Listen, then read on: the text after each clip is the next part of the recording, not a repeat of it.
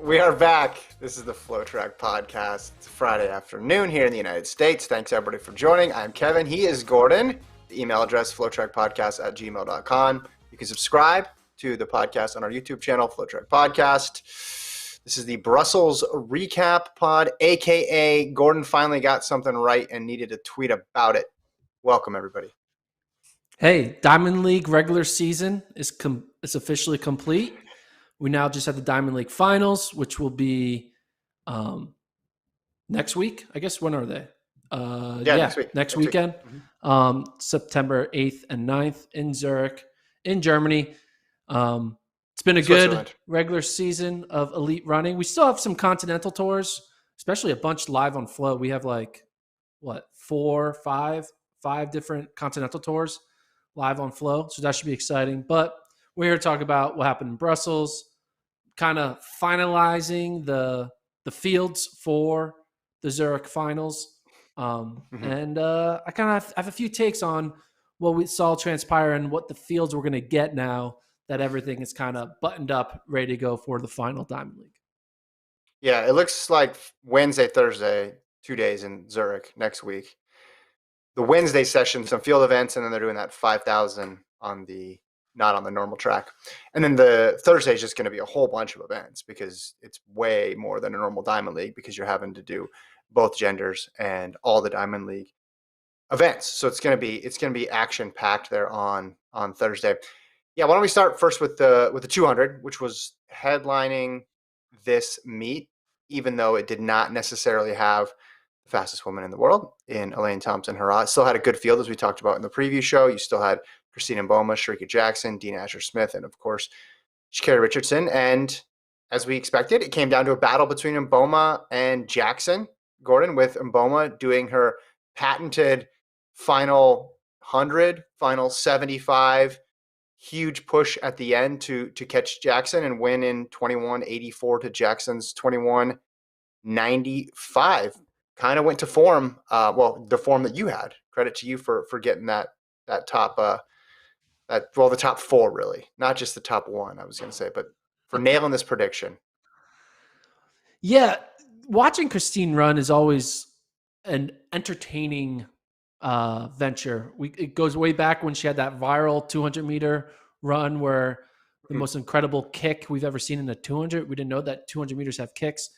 But watching every time she runs, she's never in the lead after the first 100 meters, and she just kicks like a wild animal down that final stretch. And it makes you think that she's always just chasing the front runner at the 100-meter mark, and then that's basically all the effort she's going to put to win. What I want to know is what happens when the person she's chasing is much, much faster. Or, I mean, we kind of saw potentially with Elaine Thompson in that Olympic final. Yeah, we saw that. She's now running consistently 21.8s, 21.9s. I want to see her be, 21.8. She's run 21.8 1, 2, 3 times in 2-month span or a month and a half span. So I'm excited to see what will happen when she starts chasing even faster people and not being just running for the win. Because right now, I don't know. I want to know what her ceiling is. What do you think her ceiling is? She's now run 21.81, 21.84, and 21.84. What do you think her ceiling could be? I don't know necessarily what her ceiling is, but she's getting good competition.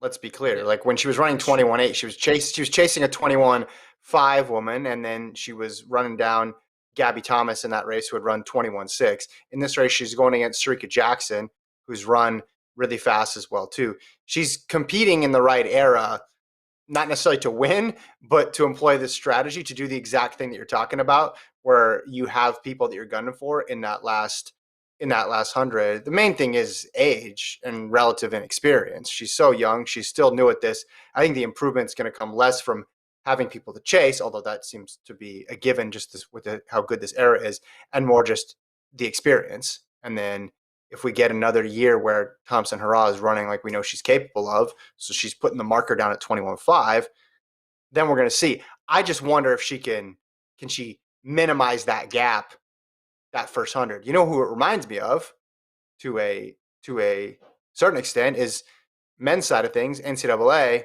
Well, he went on to run the Olympics. Joseph Fanboulet, who would dig himself into that huge deficit and then just come storming back the last 100. Not exact parallels here, but just the idea of, hey, okay, you don't need to be the best starter of the group, but can you keep it close or closer so that way you can take advantage of the fact that your last 100 is just that much better than everybody else's? Yeah, it's a good comparison. Seeing what Joseph Fahnbulleh did for Florida. I think he'll probably be back. You think he'll be back? He'll probably be back next year, right? What, he's a sophomore? I don't think he's going pro yet. We'll see. No I'm idea. sure Coach Holloway is going to make sure. Hopefully, he stays. He doesn't want to lose Grant and Fahnbulleh in back-to-back seasons. That won't be too good. But I'm sure he probably has like 10 other guys who are ready to step up. Back on track to the women's 200. Shericka Jackson. Yep. I thought that she would give more of a challenge to Christine in this race. I feel like she has more than what she ran here. She still ran well. Like, she still ran 21.95. Like, it's no joke. Every time you break 22, it's a no joke race. But seeing the way she was running, especially in the 400 and the 100, she's kind of, we kind of compare her a little bit to Fred Kerley. We're waiting for her to have, she already has had it. She's running 21.8 this season. But I feel like she has the ability to be able to throw down a 21.7 or a 21.6. Maybe she's saving it for the Diamond League final. But I think because we didn't get to see her in the Olympic final because of her pulling up in the semis, I'm just waiting for Shericka first round. I'm just waiting for Shericka to have her big moment in running a fast 21.7, 6, or 5. Sure. Well, 21.5s are rare. Let's not count on that True. every race. But going back to your point about Mboma and needing someone to chase, perhaps Jackson could have benefited from a fast starter here to pull her out to give her an even bigger lead, and that wasn't there because we didn't have Thompson Hurrah or even a quick starter like Fraser Price. It was a solid race for her, as you mentioned, sub 22, nothing to sneeze out there. Even Dean Asher-Smith, 22.0, based on the season that she's had, is a solid race. You're just going against the Olympic silver medalist in this case, in Christine Mboma. So you need a lot of things to go right if you're going to get that win, or you need to be Elaine Thompson Hurrah, who was not there. So I thought solid race for Jackson. She's been really consistent all year, both in the 2 and the 1, save for that one mess up at the Olympics in the first round in the 200. So yeah, I thought she would win. 10th behind doesn't surprise me, just based on how solid Mboma's looked this whole season, basically. Yeah, and Dina Asher-Smith getting a slight season's best improvement, comes in third. She's been dealing with the injuries. She hasn't had the type of year she wanted coming off of 2019, but she's fit. You're running 22 flat. That should be good, and I'm sure we'll talk about this later on. I mean, it'll be interesting to see what she does the rest of her season with only a few races left. But the women's 200 is looking pretty thin. Last time I checked, as we'll talk about in a few minutes, based off of who actually is going to be in the Diamond League 200-meter final. But ultimately, this race was the second time, the first time we get to see Kerley Richardson on the track after some will say humiliating performance she had in Prefontaine. It may be humiliating, but it was very controversial. Everything from the post-race, the pre-race, to the performance.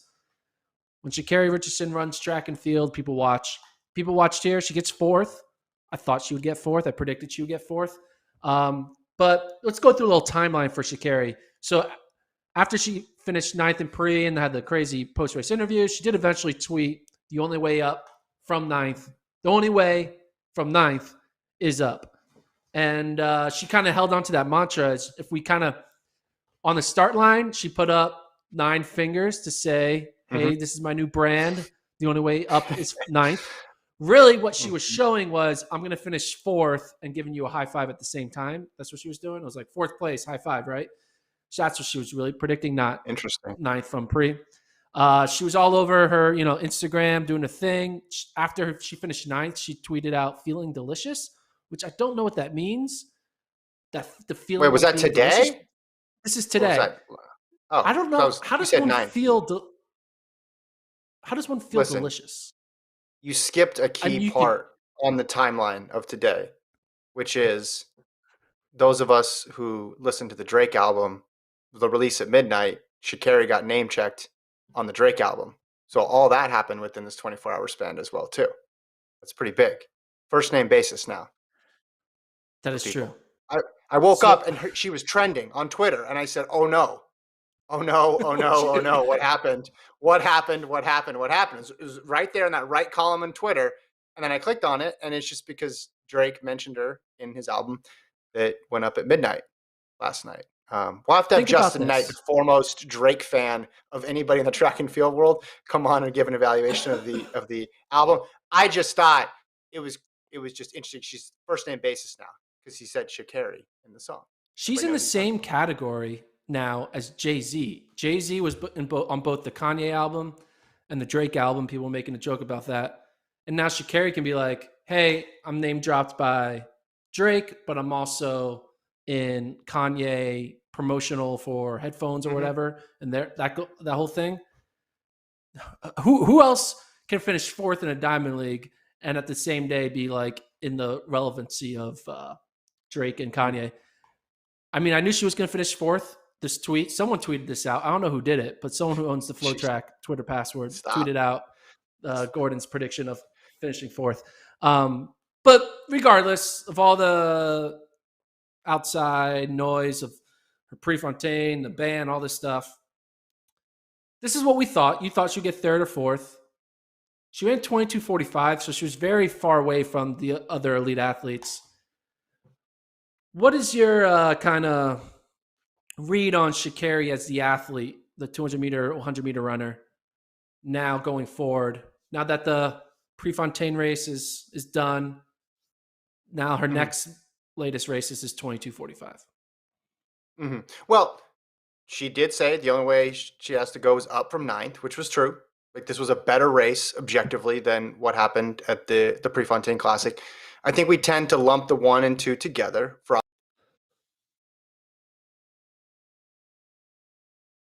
Oh, Oh, did you lose I me? think we lost you right there for a moment. You back though, Okay. Colt? We good? Oh, we're back. Okay. Thank you. All right. It's gonna be a I'll great take 2 clip. on that. I'll take 2 on that one.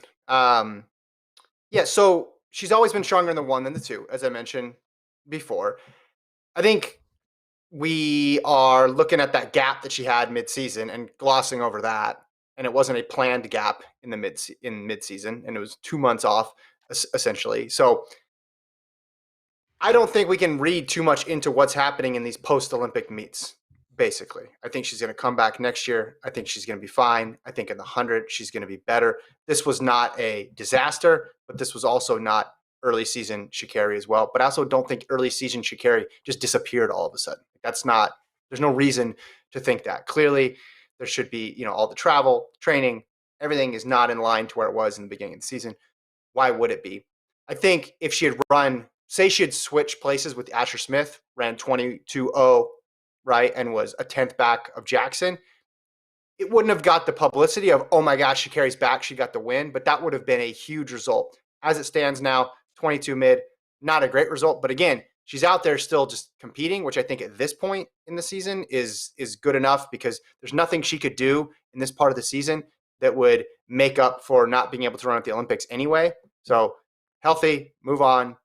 Maybe she runs another race or two in Europe, but to think that she's going to go away and she's not going to be a factor in 2022 because of the Prefontaine Classic and this Brussels Diamond League meet, like I know people like to pile on her, but that's ridiculous. She'll be back next year. She may not be running 10.5s like Elaine Thompson, but she's not going to be getting last. She's not going to be running 22 highs and 200s next year. I think she'll be fine. Do you think she'll be eyeing indoor and potentially try to like make a world indoor team and kind of Man, because the you're Jamaicans don't selling really. indoors. I These don't, but the last couple Jamaicans don't weeks, you've really been selling focus much on indoors. indoor. They don't. They don't focus much on indoor. That could be an opportunity to kind of get your name back at the top of Sure. she could like boast, hey, I'm world champion. And Jamaica's be like, there's no indoor Olympics. We'll meet you in Eugene type thing. Her strength though is the second half of that. that 100. So I don't know if you could pencil her in for a gold medal in the 60 either. All I know is everything that she's done this year has not gone to script. So when it was good, it was great, and when it was bad, it was not good. Right? There's never been just Yeah. this steady Sha'Carri performance, and I think that's tough to manage, especially when you've only been a pro for a couple of years, and especially when you're going against two all-time greats, which is what Thompson Hurrah and Fraser Price are, right? And then you look at Mboma and Jackson, and okay, maybe they're not all-time greats, but they're really, really good. Like having two sub 22 people in a race, like go back and look through the Diamond Leagues of years past. That's hard to do. In many cases, Asher Smith's 22-0 would have won Diamond League 200. So there's a lot here going on beyond just, oh, yeah, she got confident and then lost. And I think clean slate 2022, she'll be fine. I want to do a little mini rant here.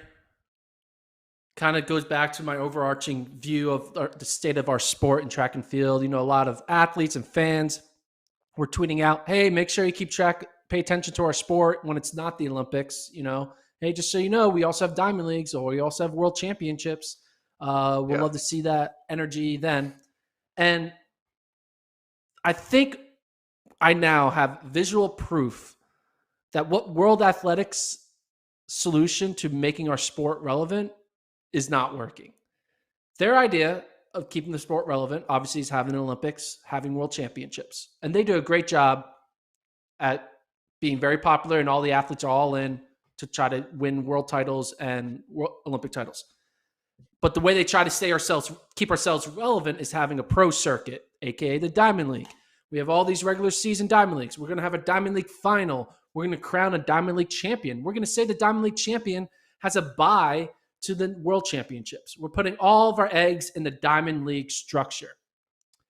So while administrators and World Athletics governing bodies are presenting the Diamond League as a very important thing, the athletes clearly do not see it that way. And if the athletes don't treat the Diamond League like it's important, why should the fans? And the best way to visualize that the athletes do not give a shit about the Diamond League is when we look at the women's 200-meter Diamond League final. This has been the greatest women's sprint era we've ever seen, with the three Jamaicans, Sha'Carri doing her thing, Dina Asher-Smith coming off a world championship. You have, Toulouse. The women's sprints is at the best it can ever be. And this is who's going to be in the Diamond League 200-meter final. Toulouse, okay, that makes sense. Dina Asher-Smith, that makes sense. I should stop saying names. Munjinga Kambunji. Kambunji, the Swiss athlete. Kambunji. I don't know. Jackson makes sense. But then we have someone, Beth Dobbin, Desiree Bryant, Patrice Massalingi. Here's a list of people who aren't in the Diamond League final. Travis, you can see it here. Christine Mboma, the silver medalist. Shanae Miller-Weibo, one of an all-time great 200-meter runners. Elaine Thompson-Herah, the gold medalist. Blessing Okabari, she's cheating, so it doesn't count. Gabby Thomas, the bronze medalist. Shelly-Ann Fraser-Price, Jenna Prandini, Sha'Carri Richardson. I could go on and on and on. If these athletes cared about the Diamond League, the number one athlete, number two athlete, number three athlete, number four athlete, show this graphic on the screen. Number six athlete, number seventh athlete, 8, 9, 11, 11, 4. We have 1, 2, 3, 4, 5, 6, 7, 8. 8 of the top 10 athletes who did not try to make the Diamond League final. If 80% of your best athletes aren't trying to make your championship final, that means they don't care about it. Well, hold on. I mean, it is what it is. I mean, Thompson Hurrah and Fraser Price are going to run the 100. So they have reasoning. And Mboma is no, they don't have reasoning. No, hold on. They don't have reasoning. That's not reasoning. Did they say that? Did they say no to the 200 at the Olympics because they were running the 100? Oh, if we're going to compare it to that standard, then that's fine. I'm just saying it's not like they disappeared here. So there's always going to be an event or two where this happens, where the bottom falls out by the end of the year. But Thompson Hurrah and Fraser Price are still running. Mboma is next one in, so if someone scratches, she'll get bumped up. It's not like But Richardson's here's the not running or not trying to go. You mentioned Richardson. It's like she didn't qualify. That's why she's not there. She didn't no, that's qualify. not why. There was multiple opportunities for her to run a 200, and she chose not to do it. Like these Well, athletes who were, she was suspended, and then I mean, come on, like let's not use she was only Richardson as the no standard no.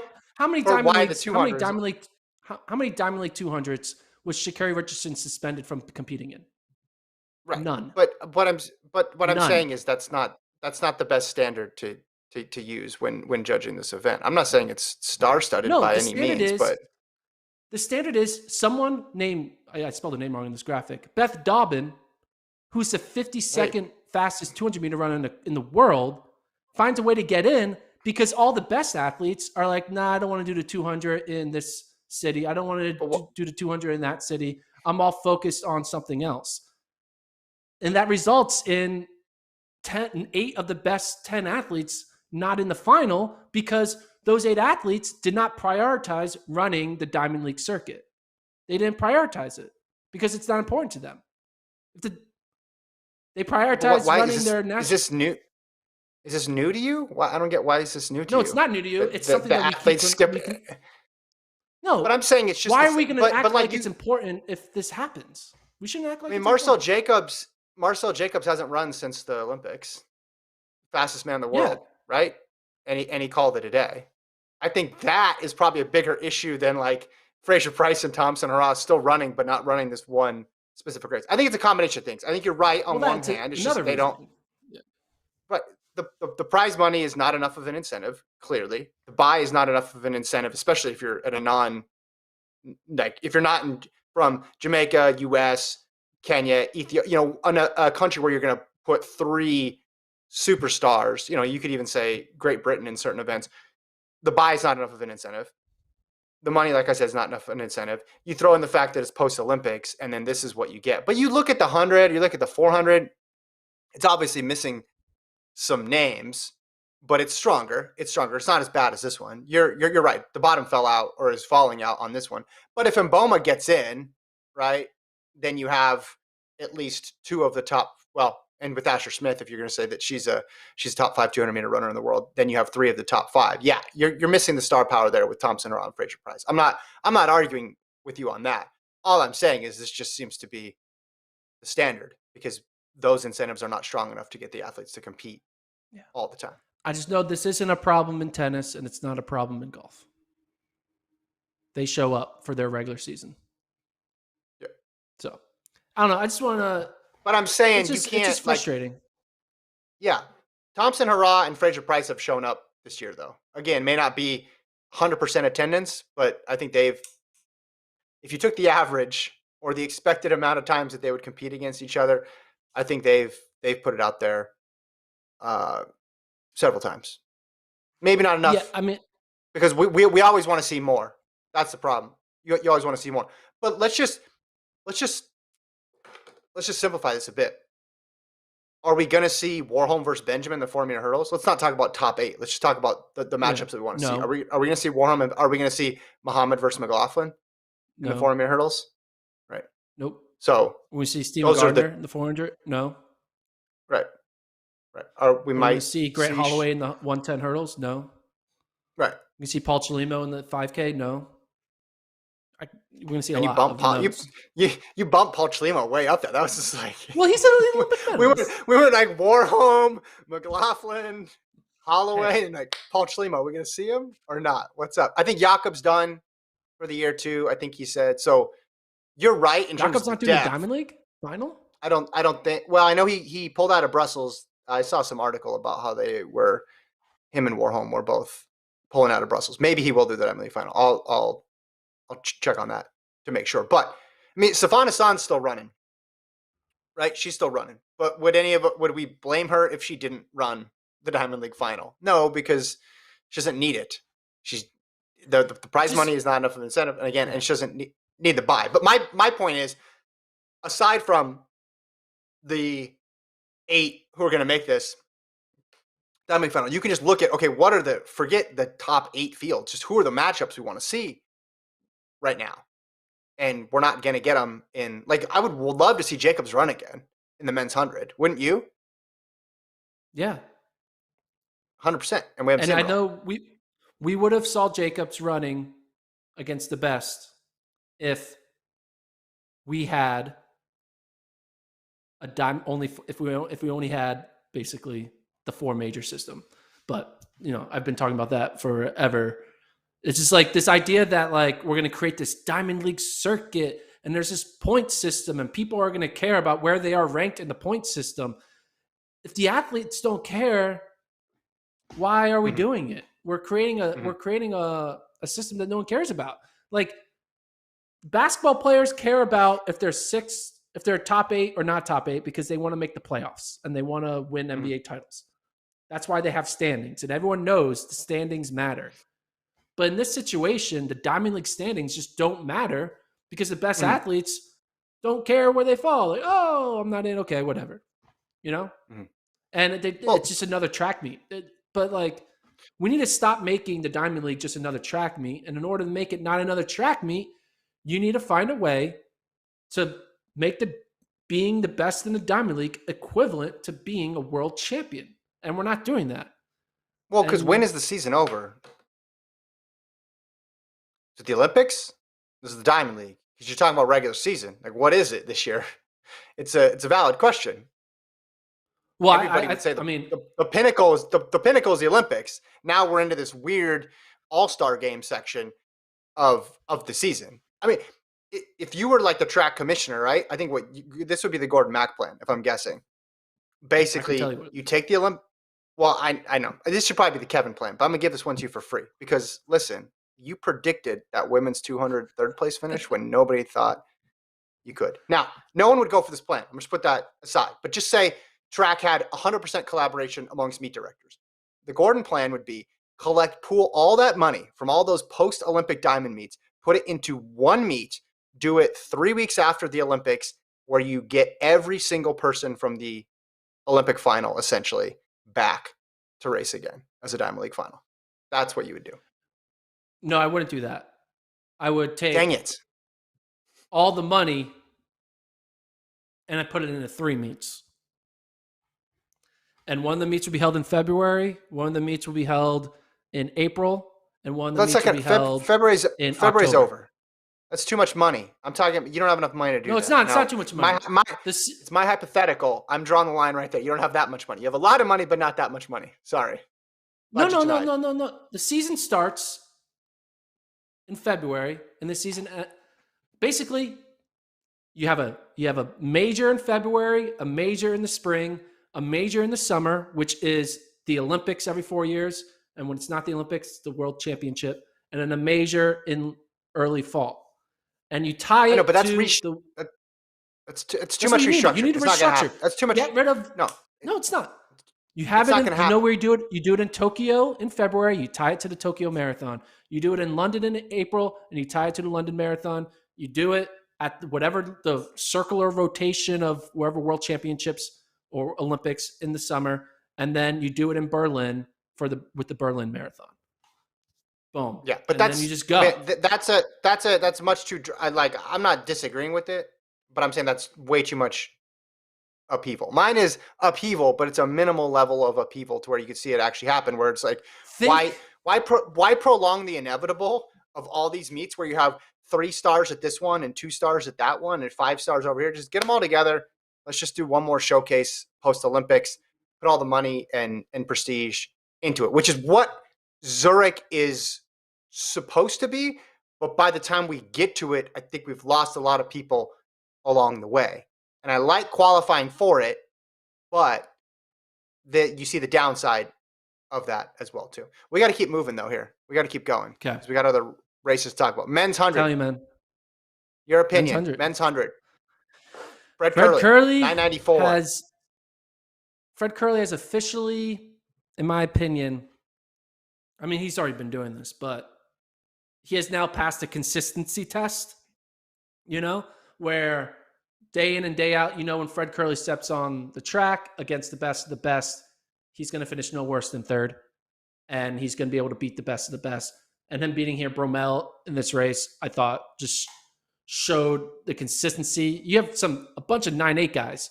The Ferdinand Omawara of Kenya, the Mhm. Akani Simbene of South Africa, Bromell, Mhm. Norman for that matter. There's a bunch of people who are 9'8" guys, and he's like, I'm going to be consistent. I don't need to run 9'8", but I'm going to be better than all of you. And he runs 9.94. I think we were talking about who should be the 100-meter favorite going into next year. I think I'm now willing to say that Fred Kerley is the 100-meter favorite. I think Fred Kerley has a reason. You have a reason to pick Fred Kerley over Coleman because Coleman's going to be rusty. You have a reason to pick Fred Kerley over Jacobs because Jacobs, you could argue, is a flash in the pan, hasn't showed consistency. There's a reason you can pick him over Noah Lyles because Noah Lyles hasn't been able to show you can do it in the 100. There's a reason you can pick him over Trayvon Bromell now because he's now consistently beating Trayvon Bromell ever since the U.S. trials. All of the people who have a say to say that Bromell, Jacobs, Coleman, and Lyles and DeGrasse, those five, I feel like you now have a legitimate argument to say, nah, Kerley, not Kerley, pick Kerley. And it wasn't like that even in June when he was Mhm. finishing third at the Olympic trials. Yeah. Remember, he was third at Olympic trials. He wasn't second or almost winning, third. So the viewpoint of Fred Kerley was like, yeah, he can gamer, he can find a way to make it. But now it's like, no, he's just straight up. I'll pick him over Bromell. I'll pick him over Baker. I'll pick him over Coleman next year over Lyles. So Mhm. he's officially in my mind. I'm now like he's not a 400-meter runner to me anymore. Today he's not a 400-meter runner. He needs to. I'm gonna now. He's just straight up 100-meter runner, and he's the best in the world, and that's what I think. I mean, The he can be a impressive part 400-meter of runner if he tries doing it, but yeah. maybe he'll surprise us and it'll be a shock again. But right now, he's just the best 100-meter runner in the world. Yeah, first man to ever have the Diamond League wins in the 1, 2, and the 4. The part that impressed me was just he came in as the favorite and was still able to prevail. One thing to do it under the radar, but having a little bit of expectations and weight on your shoulder and going in and still being able to get a good race out of it was mighty impressive. And I think everybody's now taking note, if they haven't already, at just the versatility and what he decides to do next year is going to be really fun to watch. What did you think of second and third place in that race, Bromell and Norman? I'm sure Norman, you could kind of be like, all right, because Norman hasn't really trained for the 100 the way Kerley has. So every time Yeah. Norman just runs decent in the 100, it's kind of more just like an icing on his resume because he's not trying to be the fastest 100-meter runner in the world. He's trying to get back to being one of the best 400-meter runners in the world that he's not there yet anymore. So Norman, I give him an A for his performance. For Bromell, I'd probably give a B minus because Bromell. We just think about the Bromell we saw in April and in May and in June. Mm-hmm. You could not imagine this scenario, and that's what makes Fred Kerley's win so much more impressive. It's because he's taken over a mantle that you thought just Bromell had on lock. Because Bromell Mm-hmm. had the experience, he was running consistently. He had never lost a race in like 10 straight races. Like, look at that. If you look at this graphic of Bromell, look at all the ones. First, and then all of a sudden, after Olympic Mm-hmm. trials, he gets fifth at Monaco. You're like, ooh, that's weird. And then ever since then, fifth, you got that first randomly, but fifth, fourth, third, fourth, second. So that consistency kind of just went out the door. And I'm sure if you look at Fred Kerley, it's gone to he Yeah, was in going the other that direction. hovering. Yeah. It's going the other direction of third, second, third to now first. Yeah. So I think there's positives for both of them because Bromell looked better today than he did in Tokyo. I think that's definitely true. And then when you look at Kerley from the perspective of this is the Olympic silver medalist and orient it around that instead of this is a guy who's dropping down from the 400 and I'm a 100-meter specialist, I should beat this guy. You can kind of downplay your effort. But Bromell, the start looked better. That back half doesn't look like it did early in the season. I don't know if that's going to change or if that can change. But I think he looked a lot better than he did in Tokyo. And then for Norman, again, so I'm looking at Norman like a 400-meter runner, and a 400-meter runner just finished 4/100ths behind the Olympic 100-meter silver medalist. Again, take the names out of it. That's a pretty impressive feat, isn't it? If you told him that True. going in, hey, postseason, you're going to run within a lean of the person who wins silver in the Olympic. Like, imagine if that was Lyles, right, or a Coleman, Yeah. or a DeGrasse. Like, wipe out the last couple months from our memory because I think it skews it. But Fred Kerley is obviously proven at this point, and Norman sub 10, that close to Kerley, that close to Bromell, right in there, as you mentioned, beating a lot of sub 10 guys. I think that's a good result for him. I hate to give everybody A's, but I thought everybody got something out of this race. Yeah. Yeah, I'll give A+ to Kerley, B- to Bromell, and an A for Norman. That would be my grades. I would really love to see, and we're not going to get it because he didn't run any this year, but I would love to see Norman in a 200 right now. That would be fascinating to me. Michael Norman in a 200. As it stands right now, I think he's the first man out in the quarter, but he's in the 100 for the Diamond League final. Who, Norman? Michael Norman, yeah. I think he's in the 100, and he's last man out first man out, excuse me, in the quarter. Well, so, if Jacobs doesn't run, that means he's the second to last. He's in the 100. Okay. Basically, is what I'm saying. He's in the 100. Yeah. It's the quarter. Well, we can talk about the quarter now because Michael Cherry almost made me look like a genius by breaking 44 seconds. I said his 44-second streak would get snapped. Instead, it got extended. But he got a PB, 44:03. His last 100 was something to behold. He was just waiting, and then slammed on the gas in the last 100. He just keeps improving. So I'm going to double down. I'm going to say he does lose his sub 44 streak at the next meet, Diamond League final. That's where we're going to see Michael Cherry sub 44. 43 is coming. Yep. Tweet it out sooner than later. I agree with you. I'll ride you with this. He's definitely going to run 43 seconds in that Diamond League final.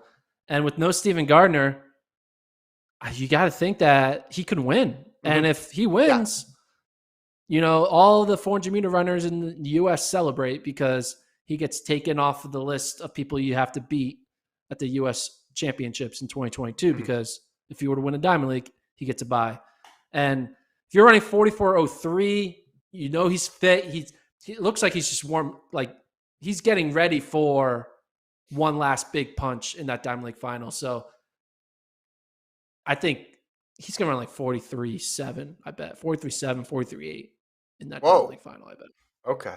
Yeah. Well, I talked about how he looked like he was moving through the rounds with these different meets, and this was the final, and the last one was the semi. So I hope for his sake he's got one more card left to play. Maybe the conditions will be a little bit better in Zurich and he can do it. But as it stands, he runs his 44-second streak to 12 races in a row where he's run between 44:03 and obviously sub 45 on the end. Yeah, he had one 45 high up there at the USATF Grand Prix in Eugene at the end of April. And then now he's run off 12 in a row. And actually, no, wait, what I said was, so Roveredo was the first round. I guess Brussels was the semi, so then Zurich's going to be the final. Although he looked like he's putting everything into it that last 100. It was it was a really, really good last push there. So that 400-meter, if we could pull up the 400-meter Diamond League standings, I know we're going to dive into this more. Wait, hold on. Before I do that, now you can go back, Travis. Sorry, my fault. I want to look at that all-time list. So 44:03, he sits 13th now on the all-time list. And if he wants to move up, got to get into those 43 nines. And maybe he can do it in this Zurich final. So we have the folks that are qualified: Karani, James, Zambrano, Lendor, Bonavassia, McQualla, Norwood, and Cherry. Remember, they only put 7 in this because they don't want to give someone a bad lane. So I don't know if Norman wants to run it. I'm assuming he doesn't. Otherwise, he would have run it today. But you're right. There's a lot at stake in this Diamond League final if you're an Yeah. American athlete. And I guess Zambrano, James, and Cherry, I would argue, are like the top three. I don't see Lindor or Bonavicia or Makwala winning this race, Norwood even for that matter. So it's going to be like a three-man race. And this is Cherry's basically, this is his U.S. trials. Win this race, and you're going to Worlds. And then he can kind of rest on his laurels throughout all of the spring of Yeah. 2022. Yeah, and that's a big thing to note when we move into these Diamond League finals is, yeah, this is your trials. You basically, if you got a spot on that track in Zurich, you got a lane, you have two chances to make the US team. One happens to be in September of 2021 and the other one happens to be in the summer of 2022.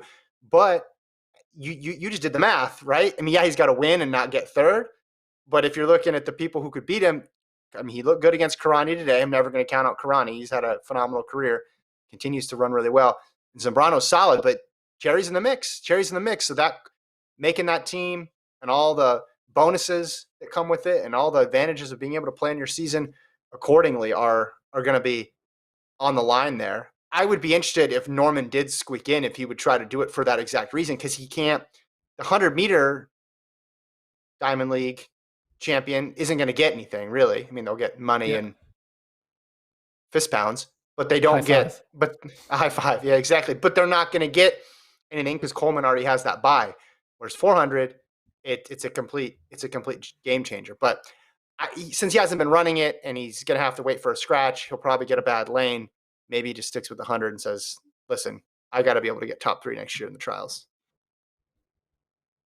All I know is that, I mean, this is not happening, but imagine if like Norman wins the 100 or something like that. Then we're like, nothing makes sense anymore because now we're all in on the Kerley. I was need kind of thinking that was going to happen like midway through that race because Bromell and Norman both got off to really good races. And I was thinking, well, this is going to be, what if this result is just maximum confusion here? Yeah. So I like it when what we think is going to happen happens because then it's okay, things are making sense. Yeah. So nothing's making sense. We'll see. Okay, there's 2 more races I want to talk about here. Sifan Hassan came up short in her bid to break her own world record in the miles. She ran 4:14, won by 6 seconds. It was just a time trial, her versus the clock. Rabbits did a little bit of work, but it was all on Hassan's shoulder. It was just her and the pace lights out there. And just as was the case in the 5K record attempt, looked just like she ran out of gas, Gordon, because there's no doubt that she can run that quickly based on how fast she's run this year. But these time trials on top of the workload that she had in Tokyo just have to be taking a toll on her. Yeah, take a break, Sifan Hassan. Please just go home, get a nice book, lay down, watch some Netflix. I don't know. No, she has to run the Diamond League final. Otherwise, you're going to criticize her if she doesn't run the Diamond League final. You've pressured her. No, she's the one person who's like, all right, you can take a break. She's exempt. There are people who take a major off here or there. That's happening here at the U.S. Open. She could be that type of person, but everyone else needs to go all in on these Diamond League finals. Yeah, I mean, I don't know what else to say about Sifan Hassan. The idea that, hey, you need a PB now. After doing your triple, you need a PB. She owns 3 of the top 5 marks all time in the mile. It's insane. It's just wild. Yeah. So Mbai was second, 4:21. Lyndon Hall third. Elise Cranny and Josette Norris were 5th and 6th, ahead of Spain's Esther Guerrero, who, if people listen to the preview podcast, came in with a PB of 5:28. Happy to report, Gordon, that Esther Guerrero took 66 seconds off of the world's most misleading personal best to lower it down there to 4:22.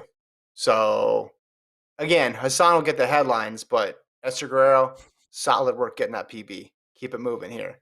Yeah. Maybe drop another chunk of time next time. Good strategy. Yeah, she's on pace to be running like 3 minutes in a year or two. Yeah, it's gonna be wild. Yeah, and then on the women's 5K side, Nian Samba continues to dominate. Mm-hmm. And she's winning tactical races, she's winning hard effort races, and she's beating the best of the best. The only one out there right now in the world that can beat her, and I believe in the 3K and up, 3K to 5K, excuse me, is Safana San. So if the only person in the world who can beat you is an all-time generational talent, you're doing something right. And I'm excited. I predicted that she will win at least one global medal in the next 3 years. I think she's going to be due. And it's also a great story in my mind because, again, World Athletics try to kick her out of the sport. And she says, oh, no, I'll just add a few more miles to my training and get really good at the 5K. And Yeah. it's paying dividends. I thought she was out of this one. I thought they had broken away. She was at the back of that group of 4 or 5, but she just latched on. And then my brain immediately switches to, okay, she's a 155, 800-meter runner. If she can smell it with 100 to go, she's going to do it. And then Obiri faded back. Obiri needed to be prime-ish Obiri here to win that, right? She needed a 14:20 low or a 14:19, something like that. She didn't have that last little push to really break away from Niansaba. And so that's all Niansaba needed, was just to stay close until that last 100, and then she could take off. And Tay was right with her in that last race, that last Diamond League 3K that she won. I thought as the distance got longer, it would play against Niansaba, but this was another solid run. I mean, you look at that mark all time. I looked it up, Gordon. The 14:25 is number 16 all time, which is exactly where she is in the 800. So if we're doing historical comps there, Niansaba is an 800-meter runner. The exact same amount of people have run faster than her as in the 5K. 3K, she's even better. But yeah, it's gonna be fun to watch when her and Hassan eventually tangle in a 5K, 3K, really any distance that she's eligible to compete in. Farther down on the list, though, Gordon, Alicia Alicia Monson. Monson? Yeah. Alicia Monson. Alicia Monson runs 14:42. She got ninth in this race. I mean, this is a fast race. 14:42 only gets you ninth, which is number 4 all time. She sneaks in just ahead of Molly Huddle. Molly Huddle. Yeah, it's. I think it just shows how times have changed. That if this was 5 years ago, 14:42, it is just rocking Mm-hmm. the U.S. distance world. But with what Yeah. Shelby did and Carissa's currently doing, and Shannon Roberry at the end of her prime, like we're kind of and seeing what's happening on the world stage with basically the best women in the world are all running 14:20s or faster. It's kind of, you forget how quick 14:42 really is because all the other women are running so much faster. But Yeah. 14:42, she's young. She's born in 1998. What? Mm-hmm. I can't do the quick math. What, 24, 23? I don't know how old she is. 23. Quick math. 23. It's impressive, and you have to assume that she's only going to get better. 14:42 now, maybe by the 2023 World Championship, she's a sub 14:30 or maybe type runner. Mm-hmm. Yeah, good. And on running there with Ritz's group, they had another good performance in the men's 15 as well too, where she went where they had Oliver Hoare get second. But yeah, her progression has been incredible. 2020, the canceled year, would have been her senior year. So yeah, I think she's 1 year out of college. Alicia Monson is, and she was always a really strong closer. Remember, that was her bread and butter. And now switching to this time trial, these time trial type races, she's taken to it really well. She's had a couple really fast performances, and she's have already made a team, so things are going about as good as you could hope for someone who's a new pro. Jumping over to that men's 15, as I mentioned, Oliver Hoare, runner up to countryman Stuart McSwain. McSwain got a win.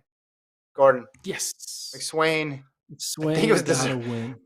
After all the can we pull up McSwain's season here and just get a look at it, because he's in every race. He's entered in basically every single men's 1500, men's 3000, and he makes noise when he's there. He's not just chilling in the back of the pack. The announcer says his name. So I just wanted to see his season, just how frequently he runs, because it sure feels like he's just there constantly, but also always being, it seems like, bested. So he got a win early on in Australia, and then if you look at his major competitions, third in Gateshead, second in Doha, fourth in Monaco, seventh at the Olympics, and then the win here. He won the Bislett Games. Should have mentioned that, but he got second in pre, and then you go in the 3Ks. He was second in Gateshead, the other Gateshead, and then he was third in Lausanne. So got that win in Oslo, but this was the cherry on the top of the season, we could say, for Stuart McSwain after many hard races. Yeah, and a lot of his second and third place finishes are like 7:28 3K for second, 3:29 1500 for like second and third. Yeah. A 3:40, he got second in the mile running 3:48. It's like so many moral victories. Incredible times, but never getting the victory. And for him to get a victory here, pretty cool for him. Yeah, he's going to keep races honest that we're going to have in this 1500. We talk about the Centro era when he won his 2016 title, winning it in 350. That is never going to happen again. Obviously, with the emergence of Ingebrigtsen and Cherry, but also having these other guys out there who are going to keep paces honest and make sure no matter what, we are running sub 350 mile pace or sub 332 1500 meter pace. Exactly. All right, let's wrap it up here. Any other races that stood out to you? We had Natoya Gould win the 800, Dos Santos win the 400-meter hurdles, Mondo obviously won the pole vault, Visser in the high hurdles. No. Getting ready. Cross-country season started. I'm excited about that. All right, we'll leave it there. That's it. We'll talk about that next week. No, we're going to do full Zurich Diamond League. We're going to break down all the fields. You're going to yell at whichever ones aren't legit enough. Like, which ones passed the Gordon test. That's what we'll figure out. You want to we'll do a little friendly wager and we see if who can predict the most winners? Sure. That sounds good. That's what we'll do. I'll do that. I don't know how I'm going to beat you because you came up with the most impossible prediction of all time, picking Richardson for third. They're still talking about it in Vegas. It's amazing. Thank you to Travis. Crazy. Thank you to Colt. Thanks to my co-host, Gordon. Thanks, everybody, for tuning in live. You can find the podcast on YouTube or wherever you listen to audio podcasts. We'll be back on Monday morning. Have a good weekend, everyone.